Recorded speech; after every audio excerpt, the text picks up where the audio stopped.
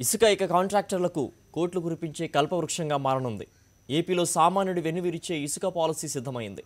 ఇన్నాళ్ళు డ్వాక్రా మహిళల పేరుతో నడిచిన ఇసుక రీచ్లను ఇక కాంట్రాక్టర్లకు అప్పగించాలని ఏపీ ప్రభుత్వం నిర్ణయించింది. సామాన్యుడి కంట్లో ఇసుక. ఏపీలో నూతన ఇసుక పాలసీ.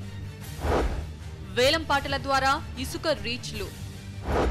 11వ తేదీన టెండర్లు పిలవనున్న సర్కారు. ఘనపు మీటరు గరిష్ట ధర 550 రూపాయల నిర్ధారణ. క్యూబిక్ మీటరు ఖర్చు మాత్రం 178 రూపాయలే. కాంట్రాక్టర్లకు లాభాల పంట. వినియోగదారులకు జేబు చిల్లు. సామాన్యుడికి అందనంత భారీగా ఇసుక ధర. ప్రభుత్వానికి మాత్రం తక్కువ ధరకే సరఫరా. కొత్త పాలసీ పేరుతో జనంపై చంద్రబాబు సర్కార్ బాదుడు. ఫిబ్రవరి 1వ తేదీ నుంచి ఏపీ ప్రభుత్వం కొత్త ఇసుక పాలసీని అమలు చేయాలని నిర్ణయించింది. గతంలో డ్వాక్రా సంఘాల పేరుతో టీడీపీ నేతలే ఇసుక ర్యాంపుల్లో కోట్లు కొల్లగొట్టారన్న ఆరోపణలు రావడంతో కొత్త పాలసీని తెస్తున్నారు. ఈ కొత్త పాలసీ కూడా సామాన్యుడి నడ్డి విరిచేలా డిజైన్ చేశారు. వేలం పద్ధతిలో ఇసుక రీచ్లను కేటాయించి కాంట్రాక్టర్లకు కోట్లు దండుకునేందుకు అన్ని అవకాశాలను కల్పించారు.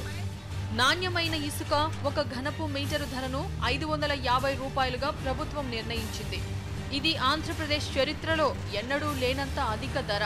నిరుపేదలు, మధ్యతరగతి కుటుంబాల వాళ్ళెవ్వరూ కొనలేనంత ధర. రాష్ట్ర ప్రభుత్వం ఈ ధర నిర్ణయించిన వాస్తవానికి ఒక క్యూబిక్ మీటర్ ఇసుక ఉత్పత్తి వ్యయం కేవలం 178 రూపాయలే. సీనరేజీ 40 రూపాయలతో కలిపినా అంతే అవుతుంది. ఇదంతా ప్రభుత్వానికి తెలిసిన కేవలం కాంట్రాక్టర్లకు లబ్ధి చేకూర్చేందుకు ఇంత భారీ ధరను నిర్ణయించారు. ఒక క్యూబిక్ మీటర్కు కాంట్రాక్టర్లకు సుమారు 370 రూపాయల లాభం రానుంది. అంటే ఇసుక ధర కంటే 2 రెట్లు అదనంగా కాంట్రాక్టర్ల జేబులోకి వెళ్లనుంది. గొప్ప పాలసీని తెస్తామని, ఇసుక ధరను తగ్గిస్తామని చెప్పిన సీఎం చంద్రబాబు తిరిగి ధరను పెంచడంపై కాంట్రాక్టర్లతో జరిగిన లాలూచీయే కారణమన్న ఆరోపణలు వినిపిస్తున్నాయి. సాక్షి న్యూస్, హైదరాబాద్.